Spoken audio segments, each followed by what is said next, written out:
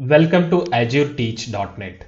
In this demo, we are going to discuss about critical configurations related to web jobs and also see the issues those will occur if you omit these configurations. These are related to interview questions. Stay tuned. If you have no idea about web jobs, you can click on the I symbol that is there at the top right corner of this video and you can find videos related to that. Here I have a .NET 6 console application, and here if you see we have 10 minutes of wait time. This is to make sure that this job runs at least 10 minutes. Let us publish this job to Azure. I'm clicking on publish, choosing Azure, clicking on next, and Azure Webjobs here, clicking on next, and here I'm choosing the app service, clicking on finish. Now I'm clicking on publish. The publish is successful, and here we can see the job. I'm selecting this and clicking on run. Yes. This code is very simple. If everything goes fine, after 10 to 11 minutes we can see this output in the logs. I'm pausing the video. After few minutes I'm clicking on logs. Our application logic is very simple and there should not be any issues. But if you see, it is failed. And I'm clicking on this. So here it says we have to do these two configurations. And why these are required? Because Azure checks for the console output or CPU usage for every web job.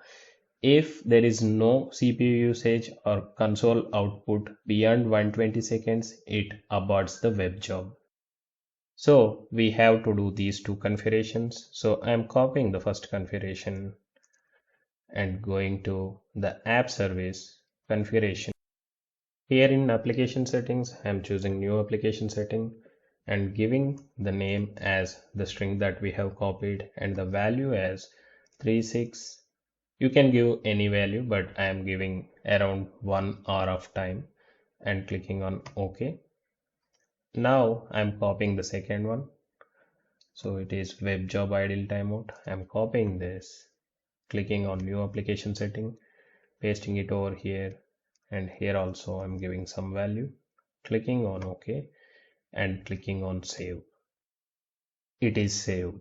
Now let us run the web job again. Yes, the job is running now. After few minutes the job ran successfully and I am going to the logs, and here if you see it is successful. I'm clicking on this link and here we have the console.logs. Now I am removing this thread.sleep and I want to deploy this web job as a scheduled web job that runs for every 20 minutes. I'm going to publish, and here I am renaming my web job to scheduled web job, clicking on save and clicking on publish over here. The publish is succeeded, and here if you see we have two web jobs. Now let us deploy this app as a continuous web job. So here I am changing the name to continuous, and here I am changing job type to continuous, clicking on save and clicking on publish. The publish is succeeded. Here we have the web job. This application is a very simple application and we may not have issues related to deployments. But in real time, sometimes some files may be missed. So if you want to see the deployment path, we can do that by going to the console. Here I'm typing cd app_data/jobs. Now ls. So here if you see we have continuous web jobs. I'm typing cd continuous, typing ls over here, and here if you see we have continuous web jobs demo. Here I went inside continuous web job demo folder and these are all the files that we have deployed. Here we have the DLL and all the file names as sample. The reason is here I set the assembly name as sample. Here I am in triggered web jobs folder. Now I went inside web job demo folder and here these are all the files that we have deployed. You can go to this path and see the files if there are any issues with the deployment. If you wish to see any text files or JSON files, you can do that as well. So here if you see I'm writing type settings.job. So this is the content inside that file. Sometimes your scheduled web job may not start at the scheduled time.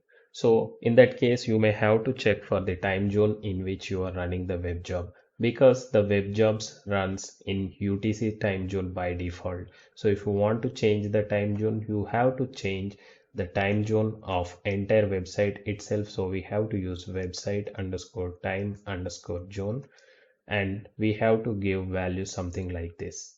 So I'm clicking on OK, clicking on save. One last thing is Azure unloads the app service if it is idle beyond 20 minutes. So if you want to prevent that, we have to go to the configuration part, general settings, and here we have always on flag. This should be on always, otherwise Azure will unload your app if it is idle for 20 minutes and it affects the web jobs as well. That is all in this demo. If this video is helpful to you, please like this video, share it with your friends, and also subscribe to Azure Teach.net channel for more videos on Azure and .NET. Thank you.